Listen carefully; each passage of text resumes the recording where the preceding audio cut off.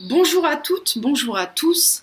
Merci de me rejoindre sur la chaîne l'Académie des assistantes virtuelles.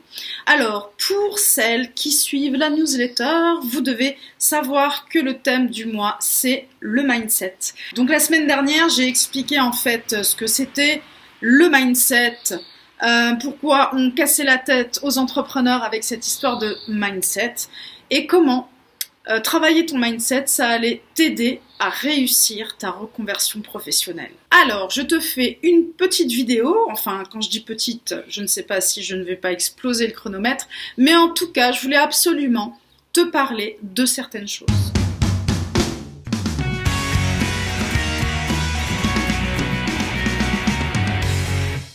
Comme ce n'est pas moi qui ai inventé le concept, je vais tout simplement te parler de certaines personnes et de leur façon de voir les choses.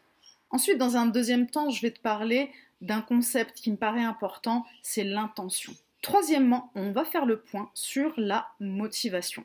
Et pour terminer, je vais te parler d'un sujet tellement vaste, les émotions. Et donc pour te parler des émotions, j'ai choisi la CNV, la communication non violente. Tu verras, c'est super intéressant. Alors pourquoi, dans mon introduction, j'aurais envie de te parler des autres, qu'ils soient célèbres ou non d'ailleurs, en quoi c'est important, en quoi c'est pertinent? Eh bien, tout simplement parce que, comme je le disais déjà, le concept vient pas de moi, absolument pas, et certains en parlent beaucoup mieux que moi. Donc à citer quelqu'un, je vais citer des personnalités connues. Mais surtout, sinon, je vais me positionner en fait en tant que prof, qui va te dire des choses que tu vas juger pertinentes ou pas du tout, et puis donc, ou bien tu vas partir du principe de ah ouais, elle a raison, je la suis, ou non, non, non, elle a tort, et je me casse. L'idée, c'est de se dire que moi j'ai ma façon de penser, j'ai ma façon de fonctionner, toi t'as la tienne, et on peut donc, comme je le disais, ou être d'accord ou ne pas être d'accord. Mais il y a des modèles, il y a des personnes qui, de par leur parcours, parlent d'eux-mêmes. Voilà. Et donc, tu auras beau me dire, oui, mais tu sais, c'est génétique, ou oui, mais tu sais, on est prédisposé, ou oui, mais tu sais, voilà, il y a des gens, ils ont une vie trop difficile, ce n'est pas possible. Ou alors, ce que j'entends souvent, c'est, oui, mais moi, voilà, c'est différent. Avec moi, c'est différent. Avec moi, c'est différent. Alors, moi, je suis maman solo. Moi, j'ai des enfants porteurs de handicap. Moi, je suis au chômage. Voilà. Et donc, comme ça, j'ai tout le temps, des personnes qui pensent que leur cas est exceptionnel. Donc, on est tous différents. Évidemment, on a tous des situations qui sont à des moments donnés compliquées. Mais l'idée d'aller faire un petit tour dans la vie et les destins de personnalités connues qui en ont bavé, eh bien, ça permet tout simplement de prendre un petit peu de hauteur ou de la distance, de voir les choses un peu autrement. Mais évidemment, je ne vais pas en raconter des tartines. YouTube regorge de toutes ces destinées fantastiques. Donc voilà, je voulais simplement très vite te citer par exemple la maman d'Harry Potter, Madame Rowling. C'était une mère célibataire. J'ai lu qu'elle vivait sous le seuil de pauvreté. Et donc, bon, tu connais la saga Harry Potter. Aujourd'hui, elle est multimillionnaire. J'imagine donc très facilement que pour passer de maman célibataire à multimillionnaire, elle a dû envoyer du lourd. Qui n'est pas tombé sur l'histoire de la vie d'Oprah, Oprah Winfrey. Donc là aussi, on a une jeunesse complètement tragique, des humiliations, de la violence, de la pauvreté, beaucoup de refus dans le monde professionnel pour aujourd'hui se retrouver une icône, et une icône nous, des États-Unis, une femme noire aux États-Unis. Et X fois aussi, je suis tombée sur l'histoire de Disney, et je crois que c'est 51 refus de la banque qu'il a eu, enfin de toutes les banques, 51 refus en tout cas, avant de trouver la banque qui a bien accepté d'être partenaire de l'empire qu'on connaît aujourd'hui. Alors la mission que tu as cette semaine, c'est de trouver la personnalité qui va t'inspirer ou de trouver la phrase qui va t'inspirer. Je t'invite à fouiller sur YouTube pour trouver toutes ces phrases inspirantes. Je t'en ai fait une petite sélection. Écoute. Disney. Si vous pouvez le rêver, vous pouvez le faire. Nelson Mandela. Ne me jugez pas sur mes succès, mais sur le nombre de fois où je suis tombée et je me suis relevée. Et encore, je ne perds jamais, soit je gagne, soit j'apprends. L'abbé Pierre. Il ne faut pas attendre d'être parfait pour commencer quelque chose de bien. Charlie Chaplin. La vie peut être merveilleuse si on n'en a pas peur. Gandhi. Soyez le changement que vous voulez voir dans le monde. Shakespeare. Nous savons ce que nous sommes, mais nous ignorons ce que nous pourrions devenir. Confucius. On a 2 vies et la deuxième commence quand on se rend compte qu'on n'en a qu'une.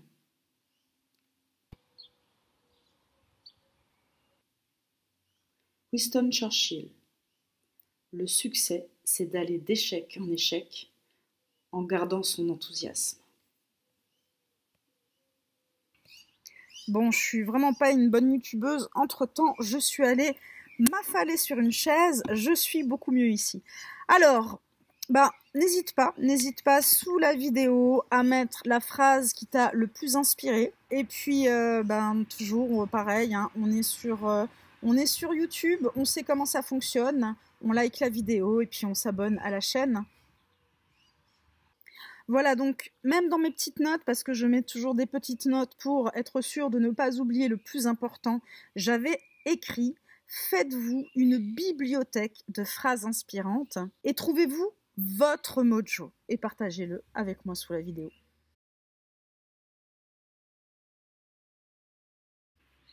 Et maintenant, je veux vous parler de la motivation. Donc la motivation, c'est pas un sujet nouveau, forcément. On parle de motivation à l'école, on parle de motivation à démarrer quelque chose, faire du sport, perdre du poids, se mettre à cuisiner un peu plus sainement. Bref, on se demande toujours quelle est la motivation. Et c'est très bizarre la motivation parce que, je vais prendre mon exemple. Ouais, parlons de moi. Je fume. Voilà. Savoir que en ce moment il y a Corona qui court.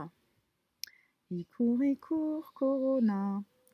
Ça ne me motive pas à arrêter. Pourtant j'y pense, hein, de façon consciente, c'est présent. Mais inconsciemment, il n'y a pas ce truc qui se fait.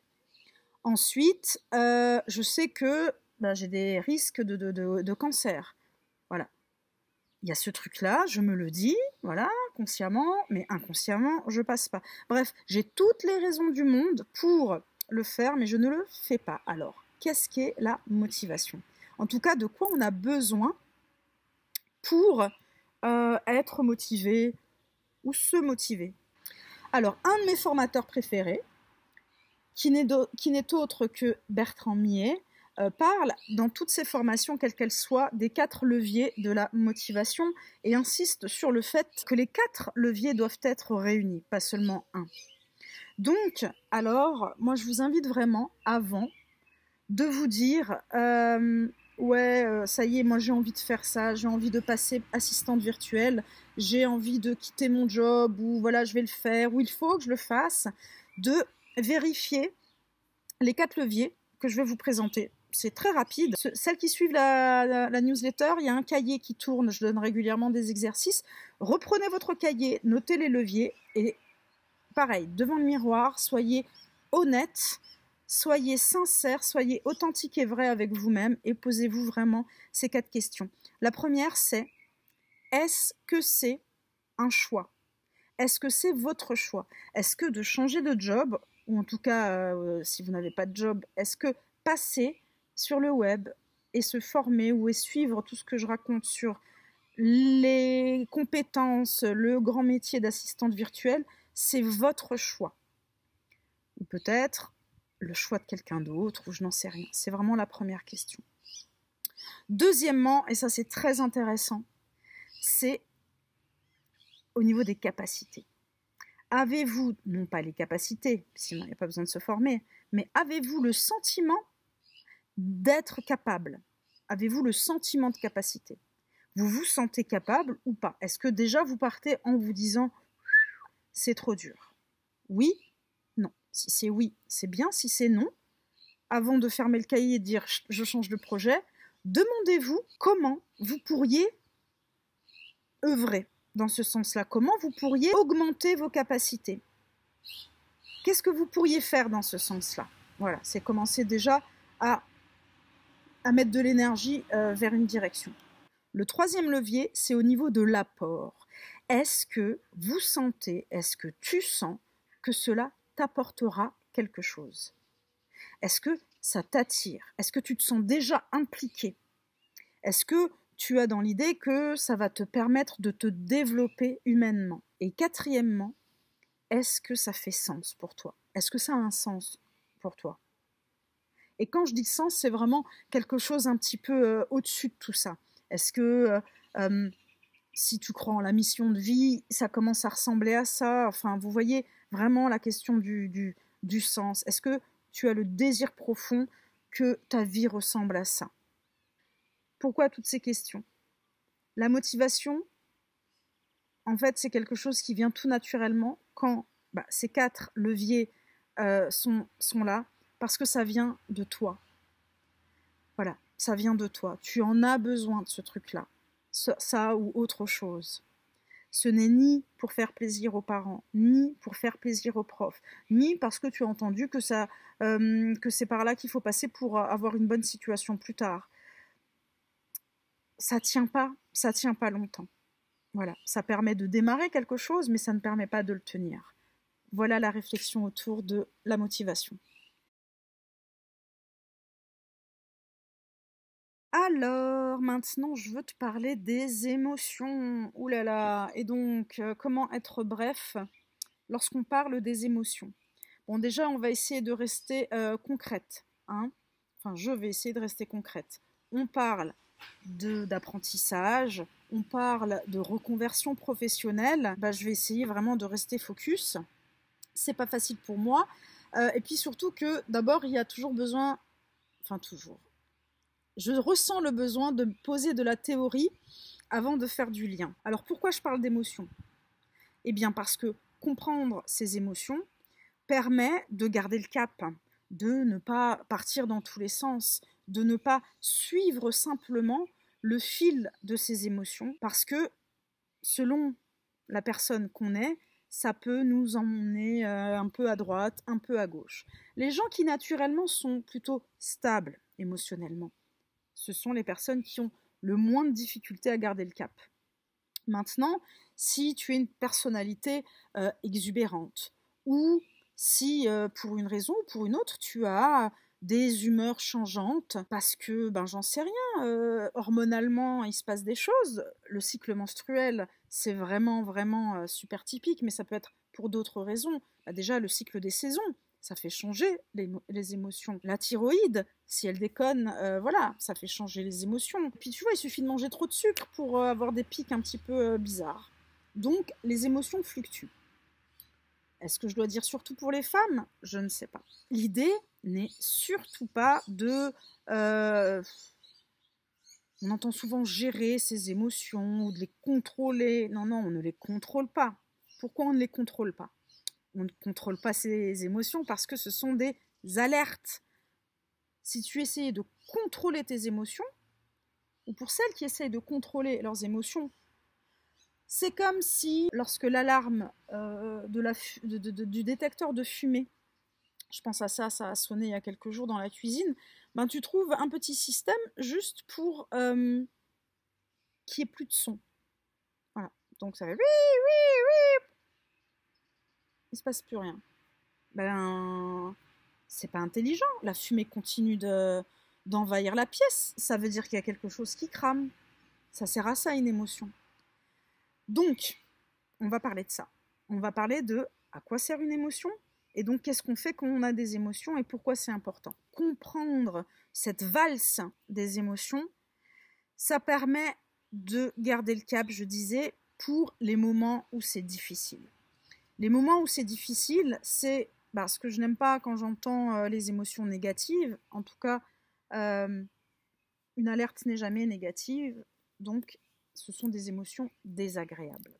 Oui, elles sont désagréables. parce que ça peut venir justement jouer sur la motivation. Parce que ce sont des moments où on va se sentir nul, trouver que rien n'a de sens. Donc si le sens de ce qu'on fait c'est important pour garder la motivation, si à un moment donné il y a une émotion qui remet en question le sens, on perd la boule. Voilà, il y a des moments de tristesse intense qui engendre aussi de la fatigue. Il y a beaucoup de pertes d'énergie quand les émotions commencent à valser dans tous les sens. Alors, il y a un outil, il y en a plusieurs. On n'a pas le temps. J'avais dit qu'elle serait courte cette vidéo. Je sens déjà que ça commence à partir dans tous les sens. Donc, je vais parler de CNV. La CNV, on va faire vraiment très court et je n'oublie pas que ça doit aider à garder le cap pendant la formation à un nouveau métier, pendant la reconversion professionnelle dans sa globalité. Donc d'abord, on apprend, quand on commence à rencontrer la CNV, que l'émotion, donc c'est une alerte. Je disais que l'émotion, c'est une alerte, c'est un signal. Un signal de quoi? Un signal qu'un de mes besoins d'être humain n'est pas comblé. Et oui, ça part du principe que un être humain aurait tout un tas de jauges comme ça, invisibles, et que naturellement, tous les besoins de l'être humain sont comblés. Voilà. Ah, bébé, il est content. Voilà. Enfin, allez regarder vice-versa. Et il y a des stimuli dans la vie, les bruits, la faim, les parents, voilà, les autres. Et qu'est-ce qui se passe? Toutes ces interactions font que, de temps en temps, ou souvent malheureusement, un des besoins de 10 ne sont pas comblés. Donc on a un outil fabuleux pour nous signaler qu'il est le moment d'avoir un comportement qui a pour but de combler ce besoin, c'est l'émotion. Je vous mettrai en pièce jointe de la newsletter la liste des besoins et la liste des émotions. Pourquoi la liste des émotions est importante? Parce que commencer à développer un vocabulaire varié autour des émotions, c'est déjà un début magnifique. Parce qu'en règle générale, on n'est pas juste ou triste, ou en colère, ou content, joyeux, ou dégoûté. Il y a un éventail de mots incroyables. Et plus on est juste sur le vocabulaire, plus on commence vraiment à pointer et à devenir expert. Rappelez-vous, je vous dis, le plus important dans tout ça, c'est de devenir petit à petit la meilleure experte de vous-même. Et donc, quand on commence à connaître nos propres subtilités, ça aide énormément. Ensuite, on va apprendre, et c'est pareil, hop, aux toilettes, on accroche ça, on commence à intégrer la liste des besoins d'un être humain. Au niveau de mon ressenti, je cherche, je m'entraîne à chercher, j'ai cette émotion parce que mon besoin de quelque chose n'est pas comblé. Alors évidemment, on est sur de la CNV, de la communication non violente. Le but de tout ça, c'est de communiquer avec ces outils-là. Moi, je ne vais pas vous accompagner sur ce terrain-là parce que ça serait vraiment trop long. Et puis, je ne suis pas une experte, je vais dire beaucoup de bêtises. Mais en tout cas, commencer à s'entraîner, à connaître, reconnaître, accueillir ces émotions sans les juger et puis se demander voilà niveau intensité où est-ce qu'on en est, le maximum ce serait quoi, bref c'est super important et ensuite de se dire waouh il y a ce besoin précis là qui n'est pas comblé chez moi. Après évidemment qu'est-ce que vous allez mettre en œuvre pour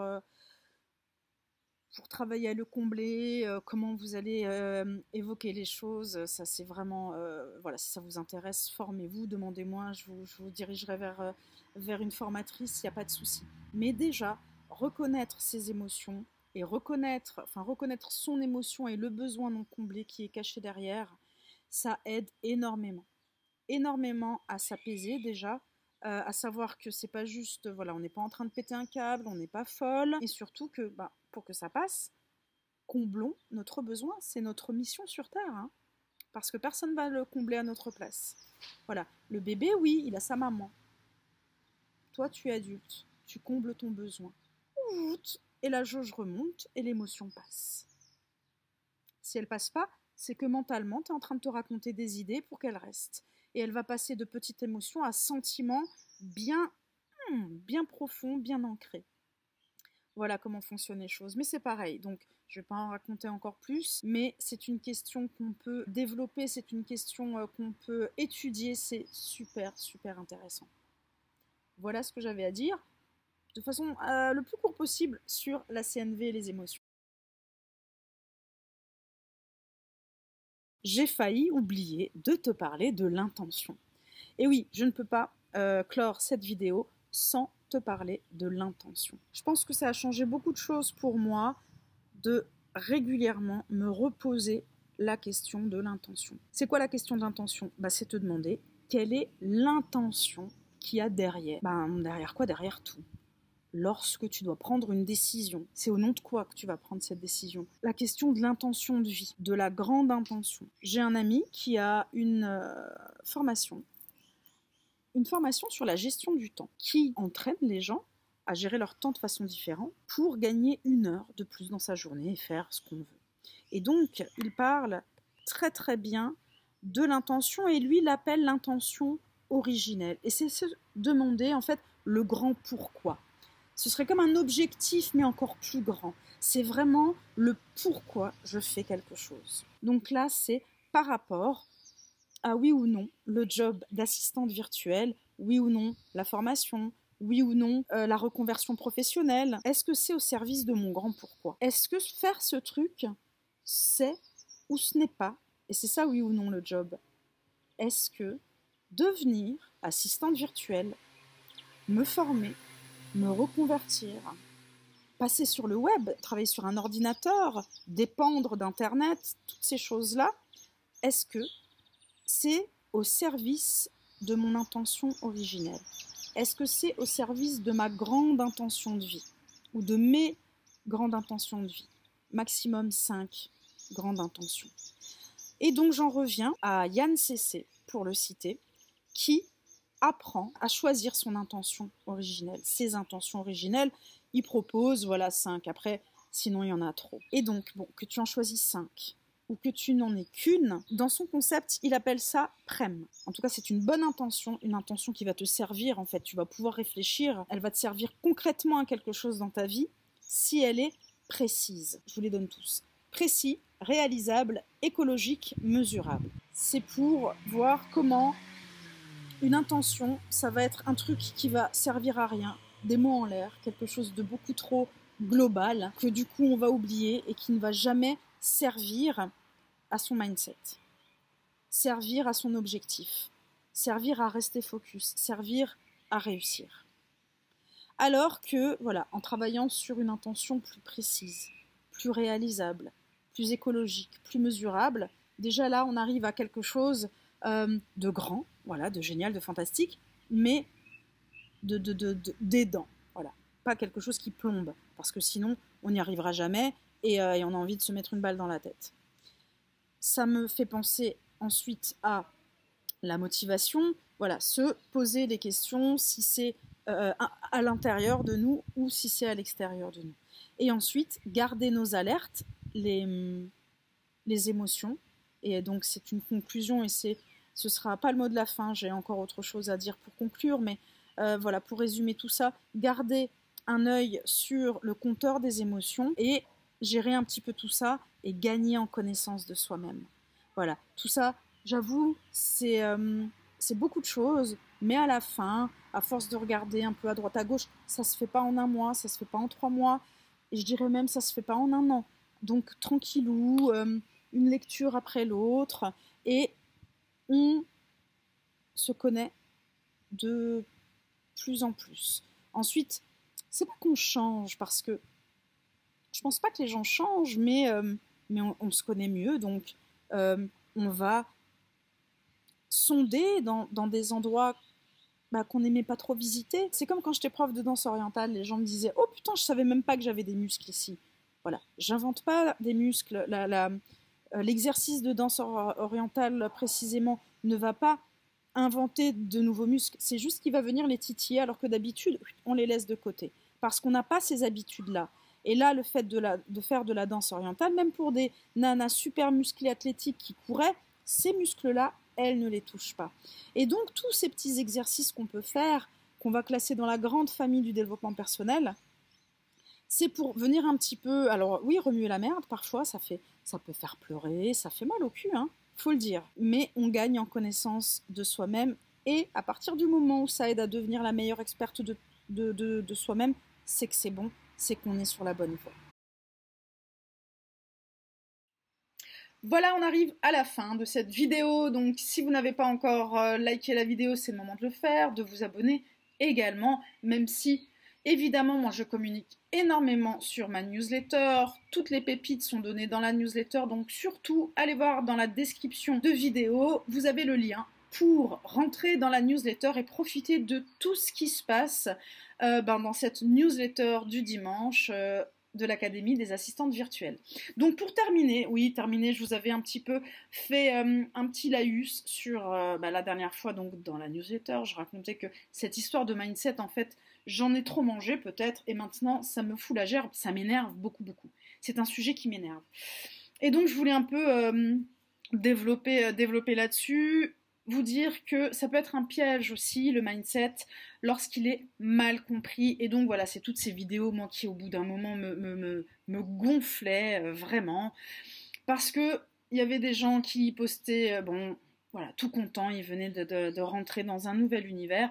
Et donc c'était des vidéos à coup de il faut avoir un bon mindset, il faut ne pas perdre de temps, il faut se former, il faut arrêter d'avoir des excuses, tout ce qu'on raconte ce sont des excuses. Au bout d'un moment c'est fatigant, vas-y, fais ce que tu as à faire et arrête de conseiller la terre entière, bon sang. C'est un truc qui m'a vraiment profondément énervée. Quelque chose donc que je veux vous partager, et ça va rebondir sur cette histoire d'émotion. Ce n'est pas comme ça que ça fonctionne. C'est pas une gloire au moment où on est à fond, où on se sent comme ça, et ça c'est un bon mindset. Et à côté de ça, les moments de down, les moments où on n'a pas le moral, les moments où on n'a plus envie, là on est une loseuse. C'est pas comme ça. Et je n'aime pas entendre ça. Rien n'est un long fleuve tranquille ou n'est linéaire comme ça, monte. Et donc la réussite, c'est pas quelque chose qui est en haut de la montagne et ou bien on y va comme ça, ou bien on est une loseuse. Pas du tout. Et vraiment en tant que femme, et du coup je vais pas avoir de problème là à dire que je m'adresse pas aux hommes, en tant que femme, avec un cycle menstruel naturel ou pas forcément, nos moments de moins bien, nos moments compliqués, nos moments désagréables sont, et là, sans... J'y crois à fond, donc je vais le dire tel que je le crois, sont aussi puissants, voire plus que les moments où on est à fond. C'est juste qu'ils sont différents et ils sont très désagréables. Voilà, et donc là aussi je pourrais vous refaire une vidéo sur, mais il y en a d'autres qui le font mieux que moi, je vais leur laisser la parole, mais sur le cycle et l'entrepreneuriat féminin, en tout cas comment utiliser son cycle menstruel dans toute cette histoire de motivation, de mindset. Oui, il y a des moments où on est raplapla, et pourtant ça fait partie de la vie. C'est juste une phase normale, naturelle, dans un cycle, ensuite ça va remonter. Donc, c'est de se dire, ok, mon énergie est différente, qu'est-ce que je vais faire qui correspond à cette énergie-là? Et il y a des choses à faire pendant cette énergie-là. Mais si, pendant qu'on est dans cette énergie-là, on se dit, oui, moi, j'ai lu des trucs ou j'ai écouté des trucs sur le mindset, et il faut rien lâcher, il faut surtout pas abandonner, il faut s'accrocher, et gna gna gna, et gna gna gna, et en fait, tu te fais du mal, tu te juges, tu es violente avec toi-même, donc c'est tout l'inverse du mindset. Donc le mindset, ce n'est pas 365 jours de force, de courage, de positive attitude, de combativité. C'est pas la guerre non plus. La vie continue. La vie avec ses cycles. Donc toi, l'idée c'est d'être un petit peu maligne et de te dire et de te lister, voilà, on reparle du petit cahier, qu'est-ce que je fais quand je suis en phase, trouve le nom pour ces phases-là. Voilà, qu'est-ce que tu peux faire? Donc tu apprends à faire avec, tu apprends à anticiper, à être proactive, à créer ta propre organisation, une organisation originale qui te correspond à toi et à toi toute seule. Voilà, et je vais répéter ça 10 fois, tu vas gagner en sagesse et en expertise sur toi-même, parce que tu sais où tu vas. Parce qu'au final, c'est ça, être adulte. Voilà, c'était tout pour moi, je vais m'arrêter là, parce que c'est long, mais c'est un sujet inépuisable. Donc, je n'ai pas en tête quel mois de l'année correspondra au mindset pour le club, hein, le club Devenir Asvir, cet abonnement de formation continue que je propose, où on parlera pendant 2 heures lors d'une masterclass avec un des plus grands spécialistes que je connaisse, de toutes ces questions super intéressantes pour rester au top de sa motivation, au top de soi-même pendant cette phase importante de la reconversion professionnelle. D'ici là, je vous dis à bientôt dans la newsletter. Ciao, ciao!